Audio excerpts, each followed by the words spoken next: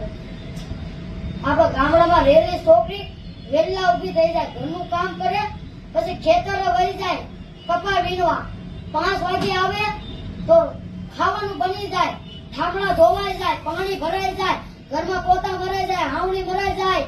કઈ વખતે પૈસા માને દેવા જાય, બજારેથી બકાલું ન લેવા જવાય, એનો ભાઈ લઈ દે, રાંધી દે. એ ખાન ઉપર થઈ જાય ને પછી આપણે ઘરમાં ખાવા બેવાનું, ત્યાં લગી નહીં બેવાનું.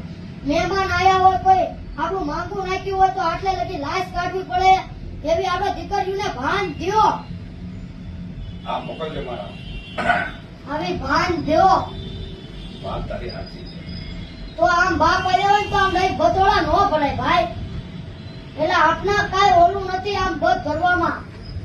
પણ લોકો કોઈ ઉભા હોય ને એને એમ થાય કે અરે રે આ જેનો પેદા કરી, આ એનો જેનો બાપ છે એ જ એની દીકરીના બધ ઘરે, એ તો એની જિંદગીમાં બેકાર કહેવાય. એમ કે લોકો આપણા મનમાં ન હોય પણ લોકોના મનમાં હોય, પણ લોકો બીજાને વાત કરે તો 5 માળાને હું આપણે ઊંધું ગાળવું પડે ભાઈ.